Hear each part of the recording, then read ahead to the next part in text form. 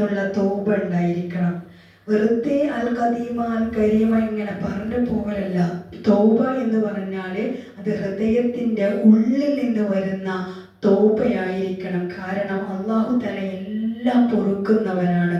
ഖുൽ യാ ഇബാദിയല്ലദീന അസ്റഫൂ മിൻ അൻഫുസിഹിം ലാ തഖനതൂ മിൻ റഹ്മത്തില്ലാഹ്. സ്വന്തം ശരീരത്തോട് തെറ്റ് ചെയ്ത എൻ്റെ അടിമകളെ അല്ലാഹു തആല വിളിക്കുന്നു. സ്വന്തം ശരീരത്തിനോട് തെറ്റ് ചെയ്ത എൻ്റെ അടിമകളെ, നിങ്ങളല്ലാത്ത കിനതൂമിർ റഹ്മത്തില്ല, നിങ്ങൾ എൻ്റെ കാരുണ്യത്തെ തൊട്ട്, നിങ്ങൾ എൻ്റെ റഹ്മത്തിനെ തൊട്ട് നിരാശരാകേണ്ട ആവശ്യമില്ല. ആരാണ് അല്ലാഹു? ഇന്നല്ലാഹ യഗ്ഫിറു ദുനൂബ ജമീഅ. നീ ആകാശത്തോളം തെറ്റ് ചെയ്താലോ, പർവ്വതത്തോളം തെറ്റ് ചെയ്താലോ, സമുദ്രത്തോളം തെറ്റ് ചെയ്താലോ നിന്റെ റബ്ബ് ആരാണ്?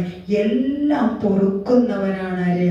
കാരുണ്യവാനായ സ്നേഹനിധിയായ റബ്ബ് എന്നുള്ളത് അള്ളാഹുവിൽ നമ്മൾ എന്താണ് അറിയേണ്ട രൂപത്തിൽ അറിയണം. നമുക്ക് അള്ളാഹുവിന് എന്താണ് കുഞ്ഞുനാളിൽ നമ്മുടെ ഉമ്മമാര് നമുക്ക് പഠിപ്പിച്ചു തന്നത് എന്താണ്?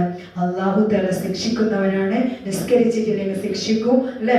അങ്ങനെ കുഞ്ഞുനാളിൽ ഉമ്മമാര് പറഞ്ഞത്. പക്ഷെ അള്ളാഹ്ക്ക് ഒരുപാട് ക്വാളിറ്റി ഉണ്ട്. അള്ളാഹു ഗഫൂറാണ്, ഗഫാറാണ്, അള്ളാഹു തആല വദൂദാണ്, റഹ്മാനാണ്, റഹീമാണ്. ഇതൊന്നും അല്ല പറഞ്ഞത്. പിന്നെയോ അള്ളാഹു തആല ശിക്ഷിക്കും, നരകത്തിലിടും. ആ ഒരു രീതി വെച്ചിട്ടാണ് നമ്മൾ ഇന്ന് അള്ളാഹ് എന്തെന്ന് ഒരു ശിക്ഷ പേടി രൂപത്തിൽ അള്ളാഹുൽ ഖൗഫിന്റെയും റജാഇന്റെയും ഇടയിലായിരിക്കണം ഒരു മുഅ്മിനായ മനുഷ്യൻ, ഒരു വിശ്വാസിയായ മനുഷ്യൻ എന്ന് പറഞ്ഞാൽ അള്ളാഹു തആല ആരാണ്? എല്ലാം പൊറുക്കുന്നവനാണ്. അള്ളാഹു തആല വദൂദാണ്, അള്ളാഹു റഹ്മാനാണ്, റഹീമാണ്. എത്ര ക്വാളിറ്റികൾ അള്ളാഹ്ക്കുണ്ട്. എന്നിട്ടും നമ്മൾ അള്ളാഹുവിനെ ഒരു ശിക്ഷകനായിട്ട് കാണാൻ പാടില്ല. അള്ളാഹു തആല എല്ലാം പൊറുക്കുന്നവനാണ്. അള്ളാഹുവിനെ നാം മനസ്സറിഞ്ഞ് സ്നേഹിക്കണം, അള്ളാഹുവിനെ നാം പ്രണയിക്കണം. നമുക്ക് ഇന്ന് അള്ളാഹുവിനോട് പ്രണയമില്ല, അല്ലേ? അള്ളാഹുവിനെ സ്നേഹിക്കണം, നന്നായി സ്നേഹിക്കണം. റാബിയത്തുൽ അദവിയ്യ റളിയല്ലാഹു അൻഹ പറഞ്ഞിട്ടില്ലേ, ബസ്രയിലെ ഗവർണർ വിവാഹാലോചനക്ക് ക്ഷണിച്ചപ്പോൾ റാബിയത്തുൽ അദവിയ്യ പറഞ്ഞത് എന്താണ്? ഞാൻ നിങ്ങളെ വിവാഹം കഴിച്ചു കഴിഞ്ഞാൽ ഒരു ഭാര്യ എന്ന നിലയിൽ എനിക്ക് നിങ്ങളോട് ഉത്തരവാദിത്വമുണ്ട്. പക്ഷെ നിങ്ങൾ എനിക്ക് ഭർത്താവിനെ സ്നേഹിക്കണ്ടേ? പക്ഷെ നിങ്ങളെ സ്നേഹിക്കാനുള്ള ഹൃദയവിടം എൻ്റെ ഹൃദയത്തിലില്ല. എൻ്റെ ഹൃദയത്തിൽ ആര് മാത്രമേ ഉള്ളൂ? അല്ലാഹ് മാത്രമേ ഉള്ളൂ. അപ്പൊ അള്ളാഹുവിനെ പ്രണയിക്കാൻ വേണ്ടി നമുക്ക് കഴിയണം. പിന്നെ അള്ളാഹു തആല ആരാണ്? എത്ര വലിയ ദോഷം തെറ്റ് ചെയ്താലും അള്ളാഹു തആല എല്ലാം പുറത്തു തരുന്നവരാണ്. അതുകൊണ്ട് തെറ്റ് ചെയ്ത ആളുകളോട് അവരോട് എന്താണ്? തൗബത്തു അന്നദം, നല്ല ഹൃദയത്തിൽ നിന്നുള്ള നിഷ്കളങ്കമായ തൗബ ചെയ്യാൻ പറയണം. പിന്നെ അള്ളാഹുവിനെ എന്താണ്? ഖൗഫിന്റെയും റജായിന്റെയും അള്ളാഹുവിൽ പ്രതീക്ഷ കൊടുക്കുക. 100 ആളെ കൊന്ന ആളെയും അള്ളാഹ് പുറത്തു കൊടുത്തിട്ടുണ്ട്. നമ്മാരെയും കൊന്നിട്ടുണ്ടോ? കൊന്നിട്ടുണ്ടോ? ഇല്ല.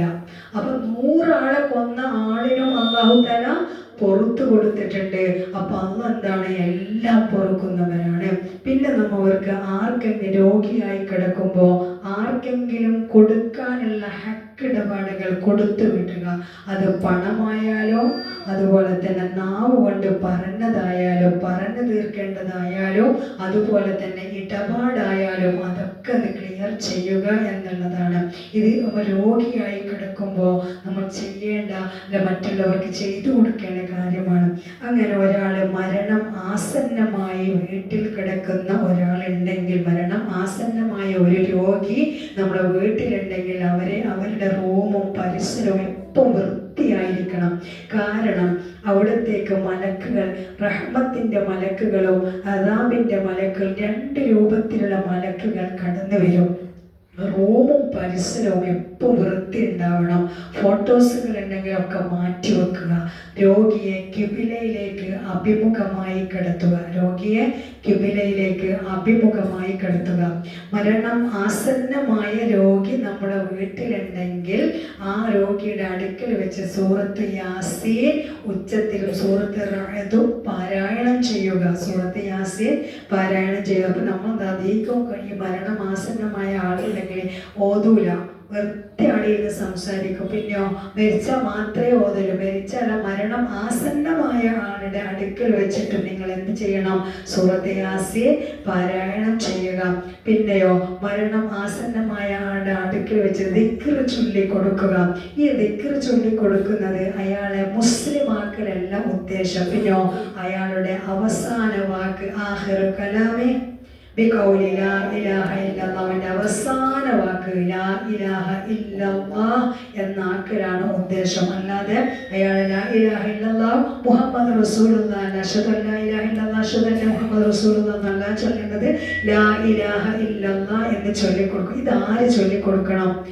മരിക്കാൻ കിടക്കുന്ന ആളിനോട് അകന്ന ബന്ധത്തിലുള്ള ആളായിരിക്കണം ഏറ്റവും നല്ലത്. എല്ലാവരും ഉറങ്ങുന്നുണ്ട്. അഷ്ഹദു അല്ലാ ഇലാഹ ഇല്ലല്ലാഹ്